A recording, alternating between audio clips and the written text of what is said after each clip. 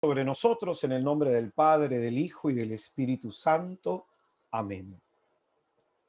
Y vamos a rezar la oración para la misión. Padre, Señor y dueño de mi vida, hoy quiero responder con todo mi ser a tu amor infinito y eterno, ofreciéndome total y exclusivamente a ti. Me consagro y te consagro mis actos en alabanza y en adoración perpetua. Quiero con todo mi querer aquello que quieras tú. Concentra, oh Dios mío, mi voluntad en la adhesión a tu nombre para darte toda gloria, honra y honor por siempre. Da fuerza a este tu siervo. Da firmeza a mis pasos. Ilumina tu rostro sobre mí para que pueda andar con rectitud y en fidelidad en tu presencia todos los días de mi vida, y así sea agradable ante tus ojos.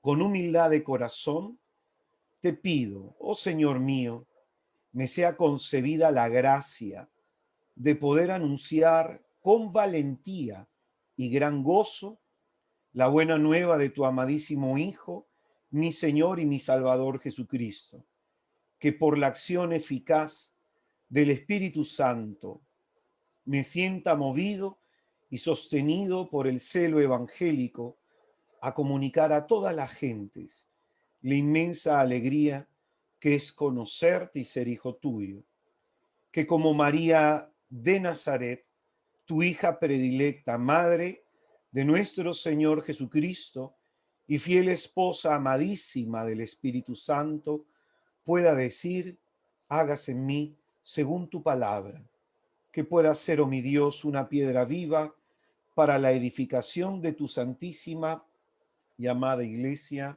Amén. Te queremos pedir, Padre, en el nombre de Jesús, que derrames sobre nosotros la luz de tu Espíritu Santo, iluminando nuestra inteligencia para que seamos capaces de comprender la hondura y la profundidad de aquello que tú en esta santa y gloriosa noche, Señor, quieras decirnos. Bendícenos, Señor, con tu presencia. Enciende en nosotros el fuego de tu amor y concédenos, Señor, en los labios ardor por proclamar tu evangelio. Te pedimos, Santa María de Nazaret, para que nuestros pasos sean como los tuyos, que con prontitud fuiste a llevar al Salvador en tu seno, a Isabel tu prima, que podamos como tú ser una buena noticia, llevar la alegría de la salvación a todos aquellos a quienes les hace falta. Dios te salve María, llena eres de gracia, el Señor está contigo, bendita tú eres entre todas las mujeres y bendito el fruto de tu vientre Jesús. Santa María, Madre de Dios, ruega por nosotros los pecadores, ahora y en la hora de nuestra muerte. Amén. Santa María de Nazaret, ruega por nosotros. Santa María de Nazaret, ruega por nosotros.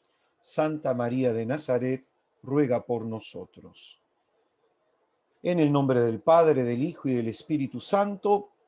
Amén. Voy a pedir que me puedas compartir, que me permitas compartir pantalla, mi querida Sandrita, para... No me ha dado mucho tiempo para hacer el PowerPoint. Hoy día he estado temprano en el hospital Rebagliati buscándole medicina a mi madre. Y bueno, no me ha dado mucho tiempo después de eso hacer el PowerPoint, pero esto les va a ayudar un montón. yo tengo acá, voy a ampliarlo y luego lo voy a mandar al WhatsApp. Pero de todas maneras, les va a ser bastante útil esto, ¿no? Que es mi esquema de predicación. Algunas cosas previas que decir. Yo, como les decía en el comienzo, para mí es una inmensa alegría poder compartir este tiempo de formación con ustedes. De manera formal me presento, yo soy el guardián general del movimiento. El Señor me llamó ya hace algún tiempo a formar este proyecto misionero junto con otros hermanos. Hemos ido en la gracia del Señor y por intercesión de la Virgen creciendo. Y pues bien, he querido en esta etapa de formación inicial con ustedes, en esta etapa de discernimiento, he querido darles yo el taller porque considero que es muy importante que por las distancias que tenemos, es muy importante que transmitamos algunos conocimientos de manera clara, de manera directa y de manera precisa, ¿no? Este taller de el discipulado es el primer nivel de formación para los que somos misioneros de Santa María de Nazaret. Es nuestro primer punto de partida en donde buscamos principalmente en la vida espiritual, buscamos escuchar. Eso es lo más importante en la vida espiritual. No es lo que tengamos que decirle a Dios, sino lo que Dios nos tenga que decir a nosotros. Y no es coincidencia, sino providencia, de que en esta cuaresma vayamos a profundizar en este llamamiento al crecimiento espiritual que Jesucristo nuestro Señor nos hace a todos en la iglesia. Entonces, en un primer momento voy a dar 5 temas, pero como ustedes son hermanos por los que oro mucho y hermanos con los que me veo una vez al año, les voy a dar un tema más. Va a haber una yapita, como le decimos acá en Perú, ¿no? Un agregadito más, que va a ser sobre el discernimiento propio que debe hacer el discípulo, que ya veremos una fecha en que agendaríamos. Pero todos los miércoles de marzo vamos a estar dando entonces estos temas, con este objetivo, que a través de este conocimiento tú vayas escuchando la voz de Dios y sientas tu llamado, el llamado que te hace el Señor a pertenecer a este movimiento de la Señora y a vivir sobre todo para la misión. Como ven acá en el título, este es el taller del discipulado, pero esta es la segunda edición. Estuve trabajando en este taller y he hecho algunas correcciones. Entonces, Silvia, que ya ha vivido este taller, ha llevado la primera edición. Aquí ustedes pues van a tener la bendición de llevar la segunda edición, a que he hecho algunas correcciones que de pronto son necesarias para fijar mejor algunos conceptos, algunas ideas. Entonces, este es nuestro primer tema. ¿Quién es Jesús para mí? Después de este tema, es decir, la idea de llevar este taller una vez a la semana, es que después de este tema tú puedas orar, tú puedas discernir, tú puedas escuchar a Dios. El objetivo de este tema es hacer un ejercicio espiritual. No es solamente llenarte de información la cabeza, la inteligencia, sino principalmente, un poco la razón de ser por la que yo he estudiado teología, es aprender quién es este Dios al que quiero amar tanto. Esa es la razón principal para estudiar teología, pienso yo. Los monjes antiguos, sobre todo los monjes de las latitudes europeas, los monjes tenían esta intención. Ellos estudiaban la teología para amar a Dios, ¿no? En el conocimiento se le ama mejor a Dios. Entonces, yo quisiera que mires esta charla como un ejercicio espiritual que tiene por objetivo, después de darla, que tú te mires, que de todo lo que yo te pueda decir, qué tiene mayor resonancia espiritual en tu corazón, de todo lo que yo te esté transmitiendo, con qué quiere Jesús que te quedes en tu corazón y darle una respuesta. Por eso es que dirá el vidente Samuel, habla Señor, que tu siervo te escucha. Pero este Señor que nos habla va a pedirnos en algún momento una respuesta. De eso trata y así debemos mirar este taller, este mes. Este mes para mí va a ser un mes de intensa oración por ustedes, de intensa oración por ustedes. El compromiso de orar y de ayunar para que esta pregunta te la hagas tú con fuerza en tu corazón.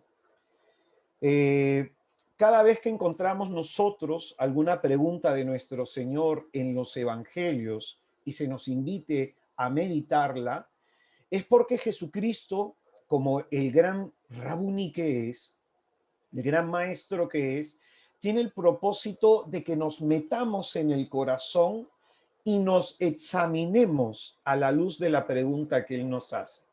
Entonces, este taller del discipulado empieza con una pregunta.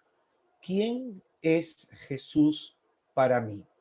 Y el texto que vamos a utilizar para iluminar esta sesión y el que vamos a reflexionar es el Evangelio según San Marcos, capítulo 8, versículo del 22 al 26. Marcos capítulo 8, versículos del 22 al 36. Dice la Sagrada Escritura. Llegan a Betsaida, le presentan un ciego y le suplican que le toque. Tomando al ciego de la mano, le sacó fuera del pueblo y habiéndole puesto saliva en los ojos, le impuso las manos y le preguntaba, ¿ves algo?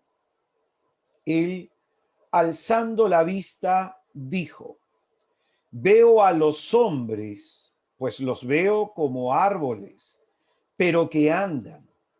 Después le volvió a poner las manos en los ojos y comenzó a ver perfectamente y quedó curado. De suerte que veía de lejos claramente las cosas. Y le envió a su casa diciéndole, ni siquiera entres en el pueblo. Salió Jesús con sus discípulos hacia los pueblos de Cesarea de Filipo y por el camino hizo esta pregunta a sus discípulos. ¿Quién dicen los hombres que soy yo? Ellos le dijeron, unos que Juan, otros que Elías, otros los profetas. Y él les preguntaba, ¿y vosotros, quién decís que soy yo? Pedro le contesta, tú eres el Cristo, y les mandó enérgicamente que a nadie hablaran acerca de él. Y comenzó a enseñarles que el Hijo del Hombre debía sufrir mucho y ser reprobado por los ancianos, los sumos sacerdotes y los escribas, ser matado y resucitar a los 3 días. Hablaba de esto abiertamente. Tomándole aparte, Pedro se puso a enseñarles, Pedro se puso a reprenderle, pero él volviéndose y mirando a sus discípulos, reprendió a Pedro diciéndole, quítate de mi vista, Satanás, porque tus pensamientos no son los de Dios, sino los de los hombres. Llamando a la gente a la vez que a sus discípulos, les dijo, si alguno quiere venir en pos de mí, niéguese a sí mismo, tome su cruz y sígame. Porque quien quiera salvar su vida la perderá, pero quien pierda su vida por mí y por el Evangelio la salvará. Pues ¿de qué le sirve al hombre ganar el mundo entero si pierde o arruina su vida? Pues, ¿qué puede dar el hombre a cambio de su vida? Porque quien se avergüence de mí y de mis palabras en esta generación adúltera y pecadora, también el Hijo del Hombre se avergonzará de él cuando venga en la gloria de su Padre con los santos ángeles. Es palabra del Señor. Gloria a ti, Señor Jesús. Concédeme, Señor Jesucristo, la gracia de poder predicar en tu santísimo nombre, Señor. Pues bien, al leer este pasaje encontramos 4 acontecimientos distintos, pero que entre sí guardan una estrecha relación el uno con el otro. Hemos leído el pasaje de la curación del ciego de Betsaida, la profesión de fe del apóstol Pedro, el primer anuncio de la pasión de nuestro Señor Jesucristo y el llamado al discipulado, en donde se nos presentan las 3 condiciones para ser discípulo de Jesús que posteriormente estudiaremos. Se nos presenta entonces distintos pasajes, pero que en sí el uno sirve para poder explicar al otro. Y quisiera empezar su explicación por el pasaje de la profesión de fe del apóstol Pedro, en el cual encontramos que nuestro Señor Jesucristo plantea 2 preguntas, que va a ser el hilo conductor en toda esta enseñanza. ¿Quién dicen los hombres? ¿Quién soy yo? Y vosotros, ¿quién decís que soy yo? Para poder aproximarnos a la interpretación de estas preguntas, es importante analizar y tener en cuenta el contexto en el cual nuestro Señor Jesucristo las hace, ¿no? Lo primero que tenemos que decir es que hasta este momento del ministerio público de nuestro Señor Jesucristo, ya se ha manifestado públicamente y a través de la obra que él ha venido a realizar, la acción querigmática y la acción taumatúrgica de Jesús, es decir, su predicación y la realización de milagros, exorcismos, de portentos, como por ejemplo en el capítulo 2 de este evangelio encontramos que ya el Señor hizo un milagro, ¿no? Al que bajaron por el techo de la casa del apóstol Pedro, a quien delante de todos el Señor lo puso en pie para que andara. En el capítulo 4 encontramos no solamente una gran enseñanza que es muy importante estudiar, que es la parábola del sembrador, sino que también vamos a encontrar ese gran milagro que el Señor hace sobre la naturaleza, que es la tempestad calmada por el Señor. Ya en el capítulo 5 vamos a encontrar que la fama del Señor había crecido, ¿no? Vamos a encontrar que el Señor se encuentra pues realizando milagros, la resurrección de la hija de Jairo, la curación de la hemorroísa. Es decir, en este momento, cronológicamente hablando, en este momento en que nos encontramos estos 4 pasajes que nos presenta Marcos, Jesucristo se ha manifestado en gloria y en majestad públicamente. Ahora escucha bien. Si revisamos los 3 evangelios sinópticos, Mateo, Marcos y Lucas, notaremos que no hay un solo pasaje en el que nuestro Señor diga abiertamente que Él es el Mesías. No lo dice abiertamente Jesús. Y esto tiene una razón de ser.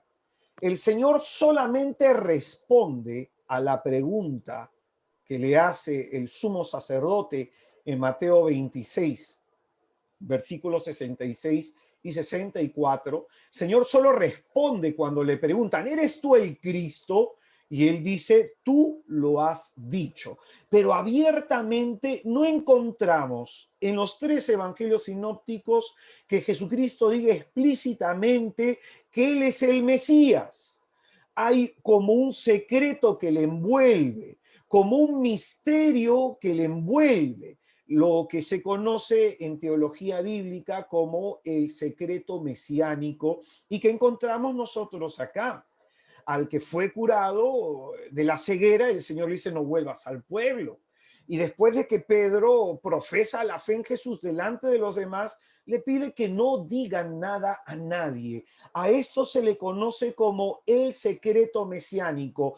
En este momento, en su ministerio público, Jesucristo no quiere que se divulgue que Él es el Mesías. Va a llegar un momento específico para eso. Y esto de pronto tiene una explicación teológica, esto tiene una razón, tiene un propósito. La razón de eso es porque el Señor espera que cada uno de nosotros descubramos quién es Él. El Señor espera que cada uno de nosotros en la intimidad, en el contacto cercano, en ese conocerle día a día, en el trato diario con Él, descubramos que Él es el Mesías. Voy a poner un ejemplo. Pensemos por un momento, según el Evangelio de Lucas, cuando Jesús está clavado en la cruz. Los que seríamos los espectadores, vemos a 3 hombres clavados. Pero al mirar a estos hombres clavados, nosotros no pudiéramos distinguir la razón por la cual cada uno de ellos está crucificado. Pudiéramos pensar que están por la misma razón. Y es interesante observar lo siguiente, cómo un ladrón, el ladrón bueno, según la tradición llamado Dimas, está contemplando a Jesucristo crucificado y se mira a sí mismo. Contempla a su amigo, según la tradición llamado el ladrón malo, como Gestas.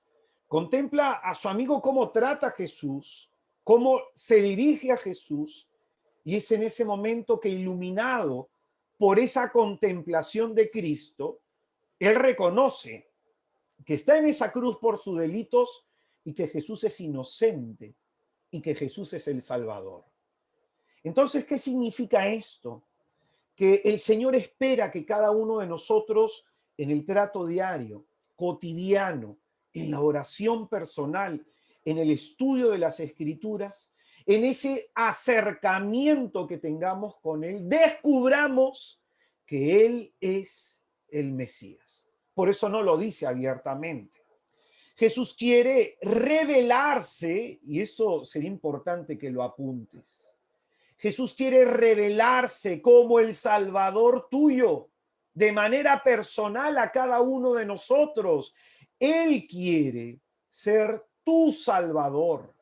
Él quiere ser aquel que cambie tu vida, tu historia, la realidad de tu hoy. Él quiere que descubras que Él es el que ha venido a cambiarte la vida. Ese es el propósito. Él nos ayuda, esto nos ayuda a comprender el por qué el Señor hace esta pregunta, ¿no? Jesús espera que a partir de lo que vemos y oímos de Él, le descubramos. Y esto apúntalo porque es vital, no solamente para el proceso de discernimiento que vas a hacer con nosotros, no solamente para ese proceso de discernimiento en el que vamos a trabajar juntos, sino principalmente para tu vida espiritual. Jesús espera que a partir de lo que oyes, que a partir de lo que ves, a Él, sobre todo haciendo en tu vida, le descubras y llegues a esta conclusión: tú eres mi Salvador. Porque una cosa es saber las cosas de manera teórica, de manera intelectiva, de manera racional, y otras es tenerlas claras acá, en el corazón. Entonces, por eso no plantea nuestro Señor Jesucristo esta pregunta en el comienzo de su ministerio, sino la plantea a la mitad. No la plantea ni en el comienzo ni en el final, sino a la mitad. Es decir, ¿qué ha visto la gente de él? ¿Qué ha oído la gente de él? Y con esa experiencia y con ese conocimiento, entonces Jesucristo lo que va a hacer es llamarlos a un compromiso mayor. Este grupo que ahora están integrando también otros hermanos más de otras latitudes,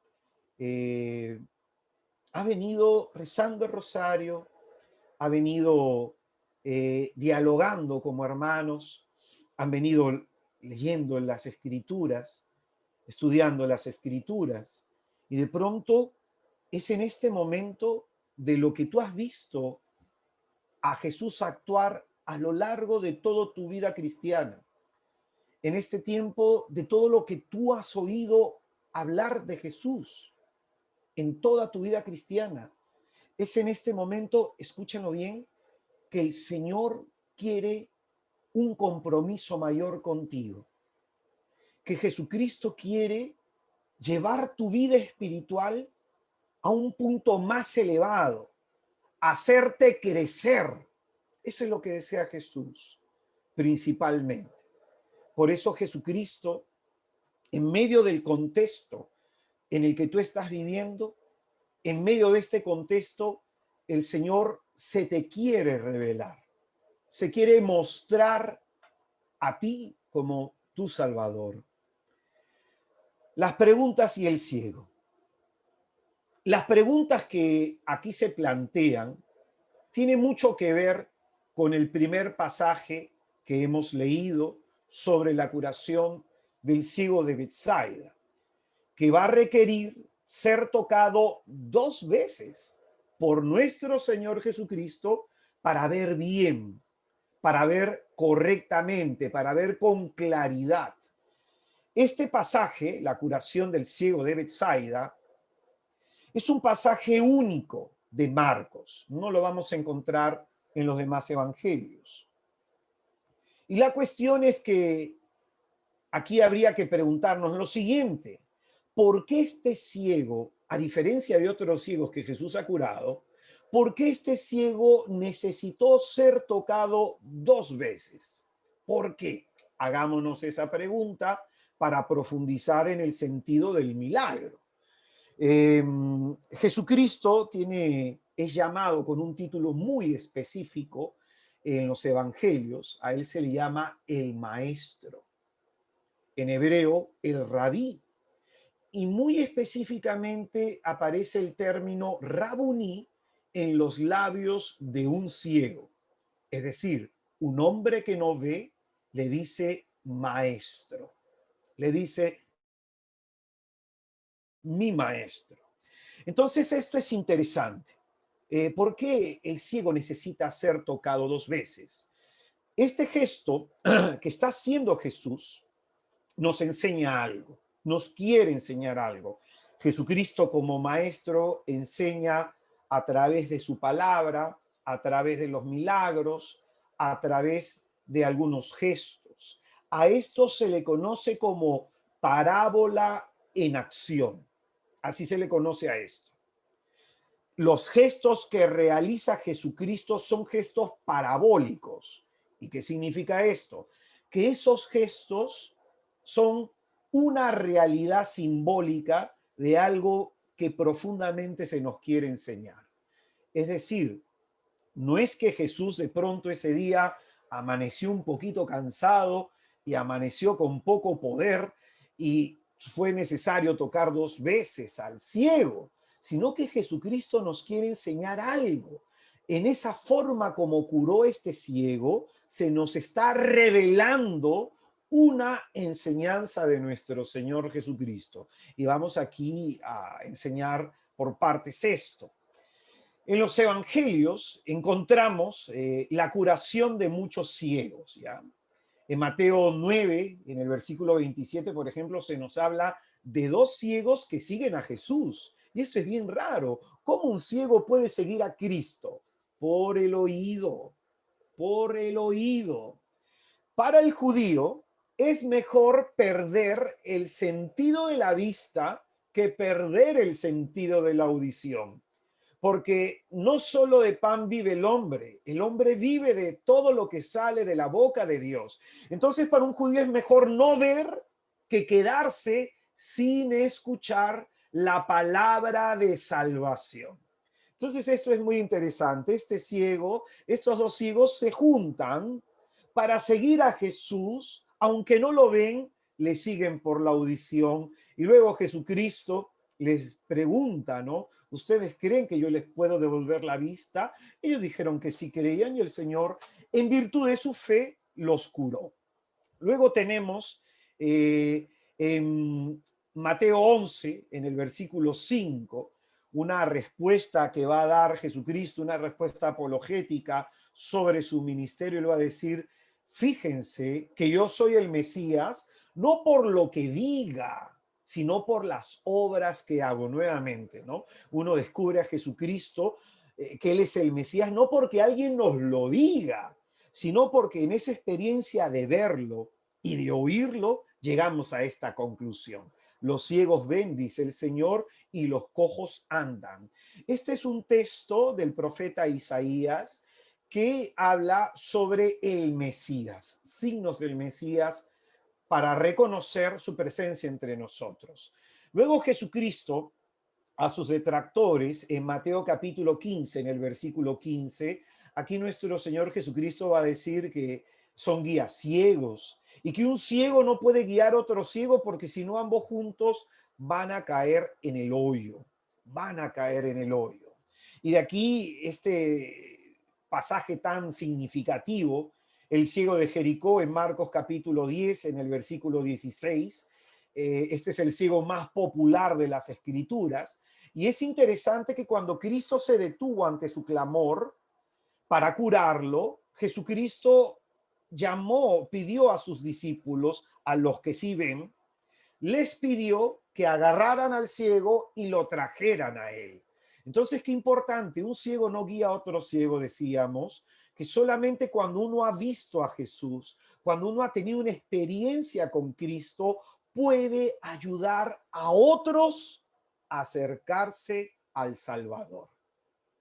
Luego se nos dice en Lucas capítulo 7, en el versículo 1, que así resume Lucas el ministerio del Señor, que él dio la vista a muchos ciegos. Acá en las escrituras tenemos algunos, pero si tú comienzas a contabilizar, son muchos los ciegos. Y se repite mucho el tema de la ceguera en los 4 evangelios. Juan capítulo 9, en el versículo 1, se nos habla de un milagro único en el Evangelio de Juan, que es muy significativo, la curación de un ciego de nacimiento, lo que supone que los otros ciegos en algún momento perdieron la vista y Cristo se los devolvió. Pero este ciego nació así. Entonces se nos muestra que este poder del Señor de restaurar la naturaleza del hombre a través de los milagros nos muestra pues la importancia de estudiar los milagros que el Señor realiza sobre estos ciegos. ¿Esto qué significa? Que la misión principal de nuestro Señor Jesucristo, la misión del Mesías, consiste en abrir los ojos de los ciegos. Abrir los ojos de los ciegos. Por ejemplo, en el capítulo 4 de Lucas, en el versículo 18, capítulo 4 de Lucas, en el versículo 18, el Señor subraya esto, utilizando la profecía de Isaías para describir su misión, su ministerio. El Señor dirá, el Espíritu del Señor sobre mí, porque me ha ungido para anunciar a los pobres la buena nueva y me ha enviado a proclamar la liberación a los cautivos y devolverle la vista a los ciegos. Entonces, una condición principal de la misión del Mesías es abrir los ojos de los ciegos. En el Evangelio, según San Juan, en el capítulo 9, en el versículo 39, Evangelio según San Juan, capítulo 9, en el versículo 39, dice la Escritura, y dijo Jesús, para un juicio he venido a este mundo, para que los que no ven vean, para que los que no ven vean, y los que ven se vuelvan ciegos. Entonces, ¿qué significa esto? Según la enseñanza que encontramos en su conjunto en los 4 evangelios, se nos habla de 2 tipos de ciegos, se nos habla de 2 tipos de ceguera. Se nos habla de los que tienen ceguera física, los que no ven por un problema físico, por enfermedad, porque nacieron así. Pero también se nos habla de aquellos que teniendo los ojos bien abiertos, no se dan cuenta quién es Él.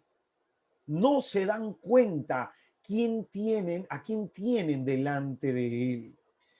Este es un problema que muchos hoy padecen dentro de la Iglesia de Jesucristo.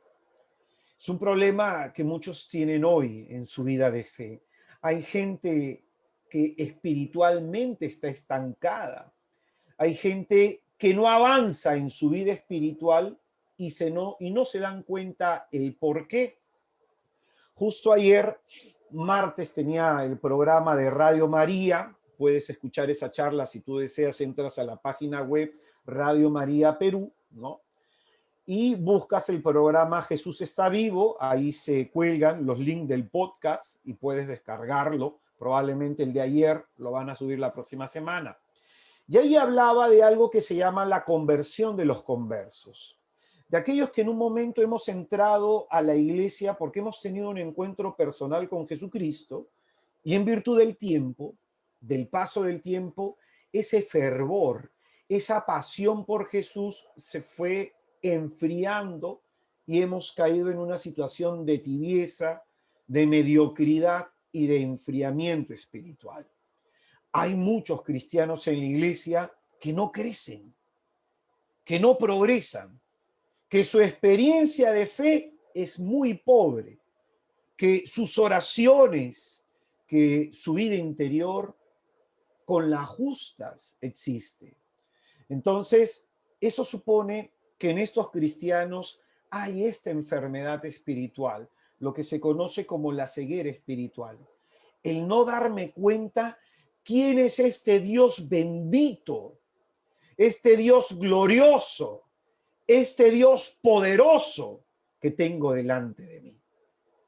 Hay gente que puede estar incluso en ambientes eclesiásticos, ¿no? En grupos de oración, grupos parroquiales, pero que no saben quién es Jesús o tienen una experiencia muy pobre, muy básica en su vida espiritual y sus vidas no cambian.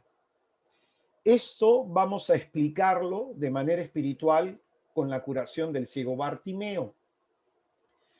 Si nunca has escuchado hablar de él, puedes encontrarlo en el capítulo 10, en el versículo 46 del Evangelio según San Lucas.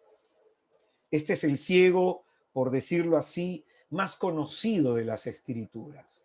Y es muy interesante cuando tú estudias este pasaje del ciego Bartimeo, que si cuando tú lo leas, resalta la palabra camino. Si tú resaltas la palabra camino, te vas a dar cuenta que aparece al lado de la condición que tiene el hombre ciego.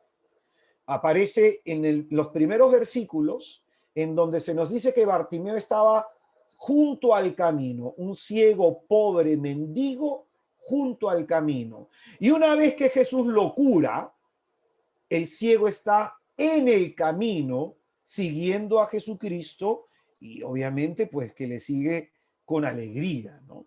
Entonces, es interesante eso porque se nos habla de un hombre que no ve y que el hombre está sentado junto al camino. En Hechos capítulo 9, en el versículo 2, se señala el nombre que se les da a los cristianos en la iglesia primitiva es los del camino. A los que están en el camino se les llama cristianos, a los que están en el camino.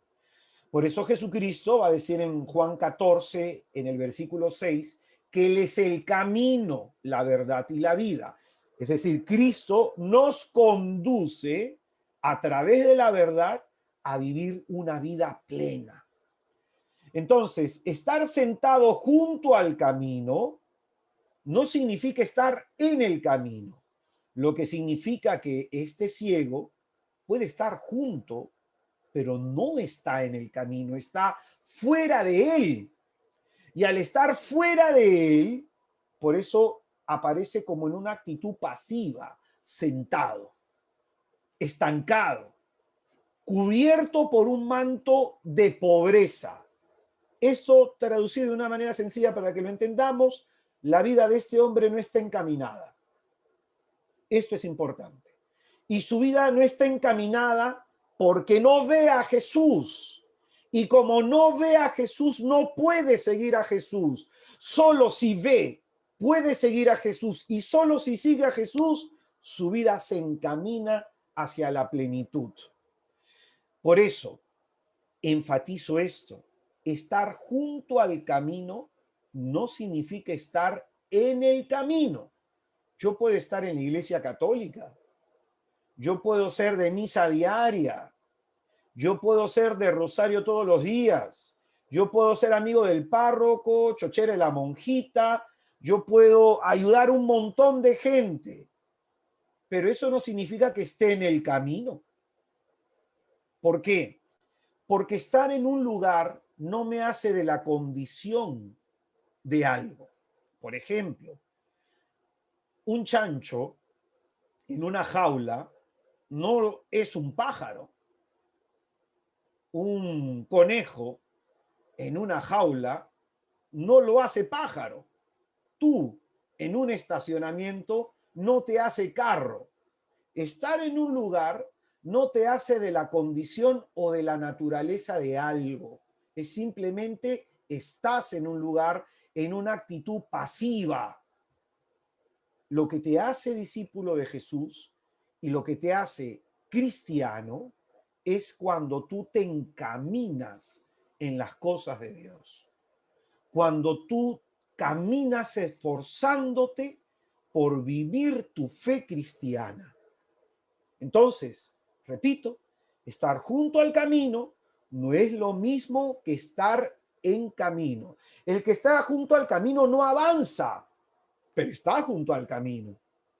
Estar en el camino significa un dinamismo y un movimiento hacia adelante. A veces un pasito hacia adelante, uno atrás, porque así es la vida espiritual. Se avanza, se retrocede, se avanza, pero estás en movimiento. Hay un dinamismo. San Agustín va a decir que es mejor estar en el camino, cojeando y arrastrándonos con los pies heridos, que estar fuera del camino con los dos pies sanos, corriendo lejos de Jesús. Porque aunque sea así arrastrándonos, llegaremos a la meta, pero con los pies sanos fuera del camino, nos alejamos más y más del Señor. El ciego, para poder ponerse en camino, tiene que escuchar a Jesús que diga, ven. Y se lo dijo Jesús a través de sus discípulos. Sus discípulos se acercaron, los que tenían los ojos abiertos, y le dijeron, el Señor te llama. Hermano, en esta bendita hora, el Señor me permite acercarme a tu vida para como con ese ciego decirte a ti lo mismo. Hey, ánimo, hermano. El Señor te está llamando a acercarte a Él. Jesús quiere que te acerques a Él porque quiere hacer un milagro en tu vida. Entonces, se acercan, le dicen, oye, el Señor te llama, y lo guían a Jesús. Antes él de llegar a Jesús tira un manto. Y es bien significativo esto en Marcos. Quizás nosotros no lo sabemos, pero en el pensamiento judío, el manto representa el último artículo, la última propiedad de un hombre pobre. El manto es como un abrigo, le protege del frío, ¿no? De la tempestad, de la lluvia. Por eso se le conoce como manto de pobreza. Entonces el ciego, ¿qué es lo que tira? Su última prenda, lo último en lo que se ha aferrado. Y es que si no soltamos aquello a lo que nos estamos aferrando, siempre seguiremos siendo mendigos. Y Cristo te llama a seguirlo y a caminar con él en una vida más plena. Entonces, este ciego, al ponerse en camino, entra en el proceso formativo de Jesús para vivir esta vida plena. Por eso necesita ser curado para ver a Jesús y solo viéndolo lo podrá seguir. Decíamos que en el camino nuestro Señor Jesucristo le plantea estas dos preguntas a sus discípulos. ¿Quién dicen los hombres que soy yo? ¿Y vosotros quién decís que soy yo? Y de igual manera, aquel que ha tenido un primer encuentro con Jesús no tiene del todo claro quién es Él y qué importante es Jesucristo para nuestra vida. Todos los que nos encontramos participando de este encuentro con nuestro Salvador a través de su palabra, todos hemos tenido un encuentro con Jesús y a lo mejor hemos tenido distintas experiencias, pero no podemos quedarnos en la experiencia pasada. Yo a veces me encuentro gente que me decía, uy, hermano, cuando yo era joven era catequista y servía al Señor. Uy, hermano, cuando yo estaba en mi país, yo allá participaba en tal movimiento y tuve un encuentro con Jesús y mi vida espiritual era así. A veces hablamos de nuestra vida de fe en pasado. No sé si te has fijado. Hablamos de nuestra participación en la iglesia en pasado. ¿Y eso qué significa? Que nuestro presente está estancado. Está estancado. Si tú miras hacia el pasado y piensas que tu pasado fue el mejor momento de tu vida espiritual, que tu pasado fue el mejor momento en donde tú seguías a Cristo, es porque en el fondo no estás terminando de ver ni de reconocer el estancamiento en el que puedes estar hoy. Entonces, Jesús quiere invitarnos a no quedarnos en esta experiencia del pasado, sino a vivir con Él apasionadamente hoy, de manera más ardorosa de como pudimos haber vivido nosotros en el pasado. Entonces, estas dos preguntas tienen que ver con el tema de este ciego de Betsaida, que es tocado dos veces. Escucha bien. En la primera pregunta, Jesucristo hace una pregunta abierta. Le pregunta a sus discípulos, ¿qué dice la gente de mí?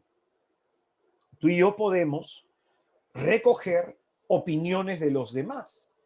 Tu hermano, tu hermana, aquellos personas que tú conoces en la fe, te pueden decir, oye, Jesús para mí es esto, yo he conocido tal cosa de Jesús. Entonces quisiera que escuches bien esto, porque probablemente tú ya tienes un conocimiento intelectual formado sobre quién es Jesús. Y escucha bien lo que te voy a decir, que es muy importante. Jesucristo quiere que pasemos de la opinión común a hacernos una opinión personal sobre quién es Él. Jesucristo quiere que pasemos de la opinión común a hacernos una opinión propia sobre quién es Él. Y para eso Jesucristo quiere que te acerques a Él para conocerlo. Para conocerlo. Porque hay dos tipos de conocimiento de Cristo. un conocimiento intelectivo y un conocimiento espiritual. San Pablo dice que en algún momento él conoció a Cristo según la carne. Es decir, cuando San Pablo perseguía a los cristianos, él había oído hablar de Cristo, había oído hablar de la resurrección de Cristo, como nos va a decir en sus testimonios, había oído hablar a tantos predicadores, uno de ellos muy excelso, el diácono Esteban.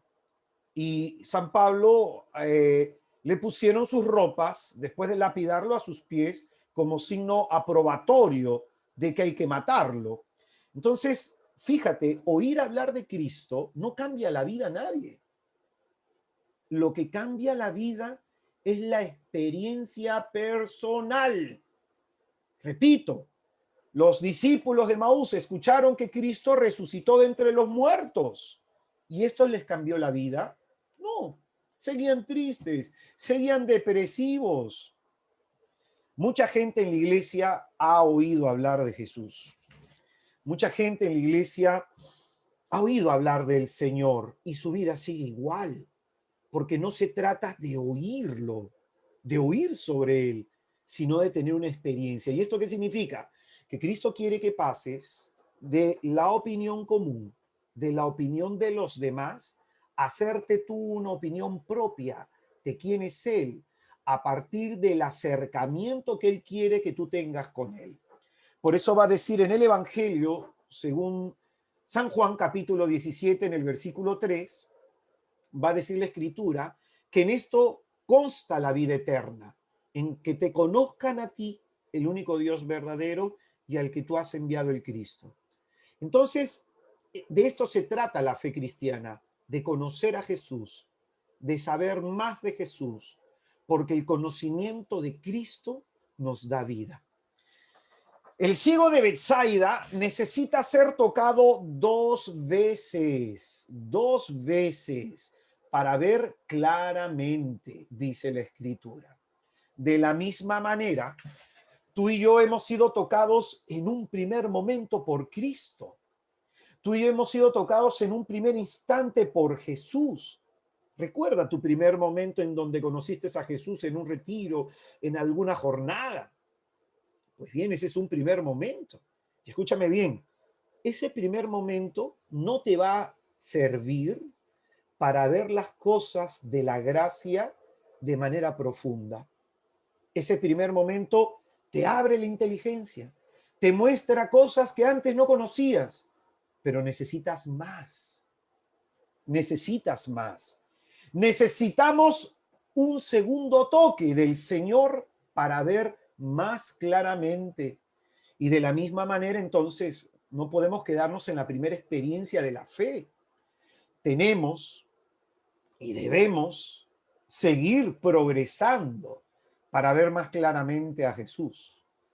Todo aquel que ha conocido a Cristo no puede quedarse solo en un conocimiento de la experiencia primera. Por eso es que el Señor en Mateo capítulo 28, en el versículo 19, Él dice que para aquellos que han abrazado la fe en Jesús, por eso dice, vayan por el mundo y bautícenlos. Bauticen a los hombres en el nombre del Padre y del Hijo y del Espíritu Santo, dice. Y pues haced discípulos toda la gente, bautizándolos en el nombre del Padre, del Hijo y del Espíritu Santo. Y enseñándoles a guardar todo lo que yo les he mandado. Escucha bien, acá que nos muestra la Escritura, que todas aquellas personas que han abrazado la fe en Jesús, ese es un primer momento. Pero el segundo momento, dice el Señor, es formarlos como discípulos suyos. Y luego va a hablar, enséñenles a guardar todo lo que yo les he enseñado. Es decir, no solamente nos podemos quedar con ese primer impacto espiritual que Cristo ha provocado en nuestra vida, para que nuestra vida espiritual sea fecunda y sea no estéril ni pastosa, sino que sea una vida alegre, gozosa, necesitamos más de Jesús. El día de ayer que hablaba sobre la conversión de los conversos en Radio María, hablaba de las 3 conversiones del apóstol San Pablo. Por ejemplo, de Pedro, perdón. Cuando el apóstol Pedro encuentra a Jesús a través de la pesca milagrosa en el mar de Tiberíades, el apóstol le dice, aléjate de mí que soy un hombre pecador. Mira tú, aléjate de mí que soy un hombre pecador. Luego, cuando Pedro niega 3 veces a Jesucristo, el Señor lo mira y Pedro llora amargamente. Ahí viene su segunda conversión. Y la tercera conversión del apóstol Pedro vendría a ser la experiencia de Pentecostés. Entonces, ¿qué significa esto? Que ese es el proceso natural de la vida espiritual, que uno nace y uno debe crecer. Entonces, vamos a preguntarnos, ¿no? Vamos a mirarnos a nosotros, ¿no? Si nuestra experiencia espiritual está creciendo o se ha quedado estancada. La segunda pregunta que el Señor hace es una pregunta directa. Es una pregunta directa a ti, directa a mí. Por eso es que este primer tema se llama así, ¿quién es Jesús para mí, no? Y la respuesta que el Señor espera que le demos es una respuesta que salga no de la experiencia de lo aprendido. Es una respuesta que Él espera que lo hagamos desde lo que vemos y desde lo que oímos. Podemos nosotros decir que Jesús es nuestro Señor, que Jesús es nuestro Salvador, nuestro amigo, etcétera, pero ¿en qué se nota que Jesús significa eso para nosotros? ¿A qué nos comprometen estas palabras? Decir Jesús es mi Señor, Jesús es mi Salvador. Te pongo un ejemplo bíblico que es muy interesante.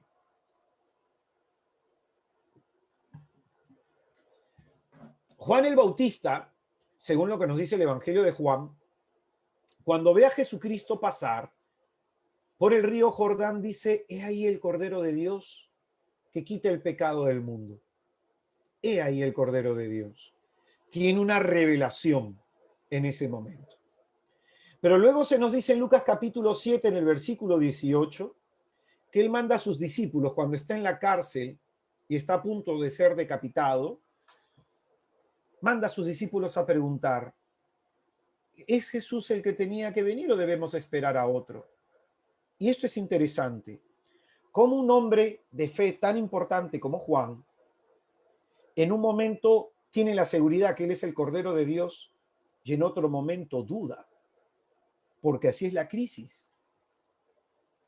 Tú y yo atravesaremos muchas crisis a lo largo de nuestra vida espiritual y en algún momento caeremos en estas confusiones. Y por eso es muy importante que tu fe esté consolidada para que en ese momento de tempestad te mantengas firme en el nombre de Jesús. Eso me tocó un día enseñarle a un grupo de sacerdotes acá en Perú. Me pidieron darle una charla a un grupo de sacerdotes franciscanos capuchinos. Y había un sacerdote bastante joven que me quedaba mirando, un tipo muy intelectual, un tipo que sabía mucho, que yo le hablaba toda la experiencia, ¿no? Y le decía a estos frailes, les decía, la crisis pone a prueba la fe. Y pone a prueba la fe para ver si los cimientos en los que hemos edificado nuestra esperanza cristiana están bien cimentados. Pablo dice, en medio de la crisis, yo sé muy bien en quién tengo puesta mi esperanza. Así dice Pablo, yo sé muy bien en quién tengo puesta mi esperanza. Pues bien, este sacerdote que me miraba con dudas por todo lo que decía, bueno, tuvo una crisis de fe y lamentablemente salió del sacerdocio. Porque son las crisis las que te permiten dar testimonio de si tú verdaderamente has creído y sigues a Jesús o no. Entonces, vamos acercándonos ya al final de lo que pobremente he querido enseñar. El llamado a seguirlo. Encontramos entonces, decía, la curación del ciego de Betsaida, que hemos explicado este gesto parabólico de Jesús, las dos preguntas en el tema de la profesión de fe de Pedro, que también ya hemos explicado, y encontramos el llamamiento a seguir a Jesús. Entonces, hacerse discípulo de Jesús es asumir un compromiso. Para los que estamos casados, hubo una etapa de enamoramiento, hubo una etapa de noviazgo y hubo una etapa en que ya no podíamos vivir separados de esa persona y decidimos casarnos. Yo hoy día, en la tarde, mi esposa ayer tuvo un día un poco complicado con dolor de cabeza y se acostó temprano y hoy día en la tarde, ya cuando regresé del hospital, la abrazaba y me ponía a bailar con ella y le decía, ¿no? Que este año cumplimos tanto tiempo conociéndonos y bendito sea Jesús porque tú eres una bendición para mi vida. Y de ese dolor de cabeza que a veces te pone de mal humor y un poco fastidiado se reía ella, ¿no? Y es que el amor es así, uno quiere pasar tiempo con la persona que ama, ¿no? Mi hijo Jacob veía ese romance entre mi esposa y yo y se mete, él cada vez que ve eso, él quiere que sus papás los abracen. A mí me llama mucho la atención porque a veces estamos viendo televisión y estamos viendo un dibujito y mi hijo se siente en el medio y él agarra la mano de su mamá y agarra mi mano y nos junta y él nos agarra a los dos y pone una cara de felicidad, ¿no? Y qué bonito es cuando hay amor. Traslademos esto a la experiencia cristiana, o sea, yo no puedo concebir mi vida sin Jesús, no la puedo concebir sin Él.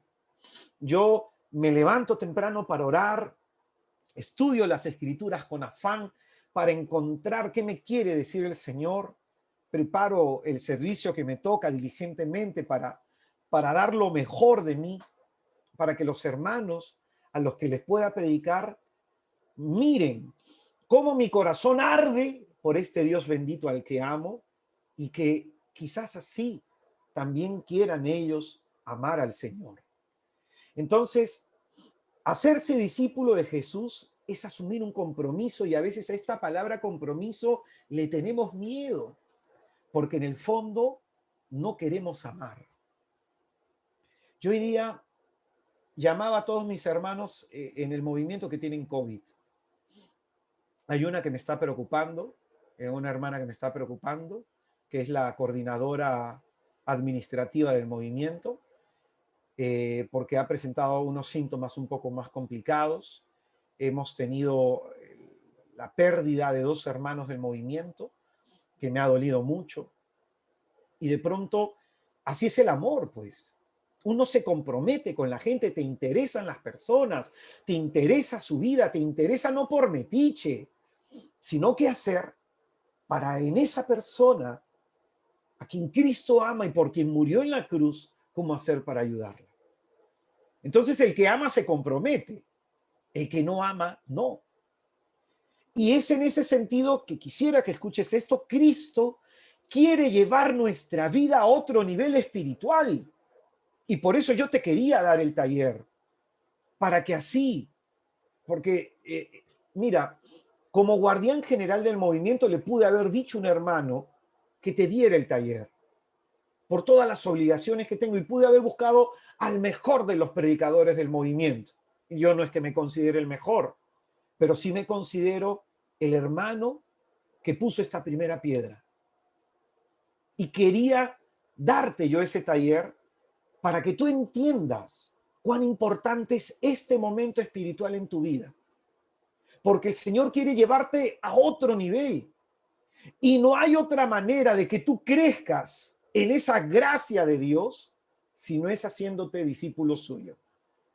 Por eso es que Jesucristo, aquellas personas que le están siguiendo, que reconocen con los ojos abiertos que Él es el Salvador, que se han respondido a nivel personal, yo creo en ti, Jesús, a esos les dice, si alguno quiere venir en pos de mí. O sea, lo deja a tu elección. ¿Y por qué quiere el Señor que te hagas discípulo suyo? Para que lo conozcas más, para que te dejes llenar más de su amor, para que acercándote más a Él, hagas un solo camino, un camino de vida y de salvación. Pero este camino de vida y de salvación, de pronto, el último pasaje a explicar, el primer anuncio de la pasión, va a estar marcado, el camino del discípulo está marcado por la pasión de Jesús. Van a haber momentos difíciles. Y hay gente que dice, hermano, a mí me da miedo seguir y comprometerme con Cristo porque la vida se me va a poner peor. Cuando yo estaba en el mundo me iba mejor. Ahora que me he entregado a Jesucristo, las cosas no me van bien. Entonces yo le digo a la gente algo que dice el santo cura de Ars, y escúchalo muy bien, el santo cura de Ars. Cuando en tu caminar hacia el cielo, cuando en tu caminar hacia el cielo no te encuentras cara a cara con el diablo, es porque tú y el diablo están caminando en la misma dirección. Escucha bien eso, ¿eh? Escucha bien eso. O sea, si en tu caminar hacia el cielo no te encuentras cara a cara con el diablo, es porque ambos están yendo en la misma dirección, pues, en la dirección que te lleva a alejarte de Jesús. Pero si tú te acercas más a Jesús, obviamente va a haber esta situación. Tu fe va a tener situaciones de prueba, pero escúchame bien, en mis 24 años siguiendo a Jesucristo, al nivel de compromiso que quiero vivir con Él, no me arrepiento un solo día de haberme entregado radicalmente a Él. Y que te hables casado, tiene hijos, tiene situaciones, ha experimentado situaciones. Yo doy gracias a Dios que he tenido la bendición de ser protegido por ustedes cuando estuve allá en Frankfurt con mi niño y con mi esposa embarazada de mi niña, ¿no? De nuestra niña, su cariño, su protección, su empatía por nuestra situación, ¿no? Que nos quedamos varados. Y en esa gratitud también el poder compartir este tiempo con ustedes. Entonces, este Señor Dios nuestro quiere invitarnos a ir en pos de Él para que le conozcamos más. Por eso, preguntémonos, ¿no? ¿Tú, hermano, quieres crecer en tu fe? ¿Quieres que el Señor te ayude a que esa fe tuya llegue a otro nivel mayor de su presencia? Yo no sé tú, pero cuando yo oro, pienso en Sor Faustina, en Santa María de Ágreda y en otros santos a quienes el Señor se les presentó, ¿no? Yo sé que mi vida espiritual está muy lejos de ellos, pero siempre guardo la esperanza que algún día en mi oración el Señor se me presente así. Es quizás un sueño de un niño, ¿no? Pero guardo esa ilusión, ¿no? Qué emocionante sería. Hoy día Jesucristo nos invita finalmente a tomar una decisión, si queremos o no ser discípulos suyos. Por eso, hermanos, en esta reflexión vamos a mirar nuestro corazón, vamos a mirar nuestro interior y vamos a hacernos esta pregunta: ¿quién es Jesús para mí? Yo les invito en este momento, vamos a hacer oración, vamos a pedirle a Jesucristo que nos ilumine la inteligencia, que nos dé en el corazón mayor disposición para, sobre todo, dejarnos amar. Sobre todo eso, dejarnos amar.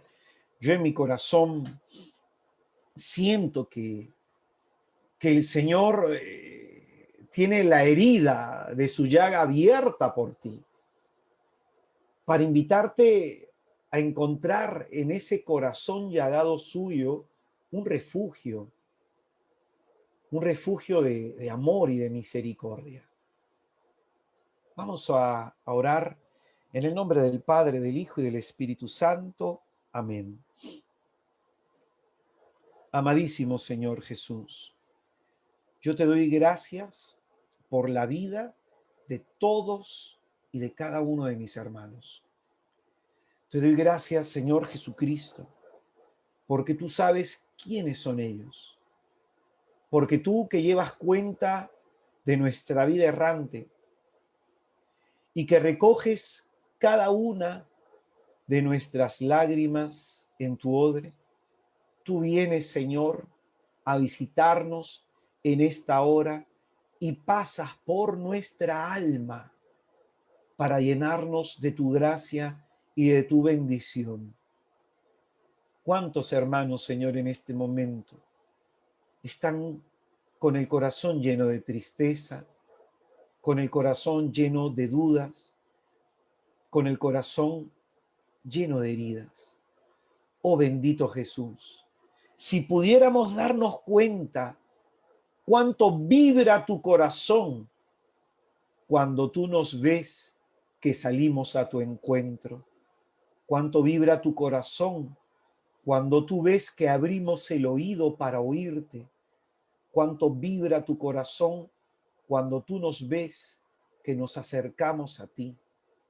Señor, enséñanos a dejarnos amar, a dejarnos en nuestro barro, en nuestra pobreza, dejarnos moldear de adentro hacia afuera, dejarnos moldear los sentimientos, arrancando tú de nuestro pecho la tristeza, la amargura, la ansiedad, la desesperación y sembrando en nosotros la alegría por vivir.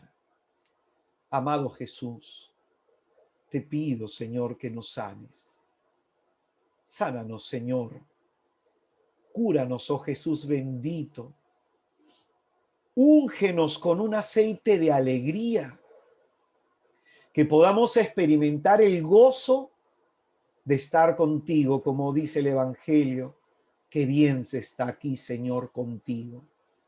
Qué bien, Señor bendito, es estar aquí en tu presencia. Amado Jesús, bendice la vida de mis hermanos, aquellos a los que tú has llamado a vivir una vida espiritual mayor de la que ahora estamos viviendo. Bendícelos a todos y a cada uno de ellos y concede que en este tiempo de perseverancia, que en este mes de formación, con el corazón encendido, añoremos este momento, este encuentro. Háblanos, Señor, que estamos aquí para escucharte, Señor, porque sabemos que una palabra tuya bastará para sanarnos, porque solo tú eres el que tiene palabras que dan vida eterna. Háblanos, Señor, y que podamos estar atentos a esa palabra de salvación, de sanación y de liberación que pones en nuestro corazón. Que el Señor les bendiga y les guarde. Que el Señor Dios Todopoderoso haga resplandecer sobre ustedes su rostro en el día de su angustia. Hacia ustedes voltee su mirada. Que Él les dé el don de la paz, el don de la salud, el don de la esperanza. Y que Jesucristo nos bendiga a todos. Y antes de terminar, vamos a rezar la oración de consagración a la Santísima Virgen María, la oración del movimiento. Oh Señora y dueña mía, Virgen Santísima María, tú que fuiste elegida por Dios como madre y modelo para la Iglesia, y que en la cruz del Calvario, por el Salvador, a ti fui entregado. Queriendo el Señor Dios nuestro Todopoderoso, que en ti todas las generaciones mirasen cómo se le debe responder, para que nosotros no encuentre obstáculo su siempre buena, bendita y santísima voluntad.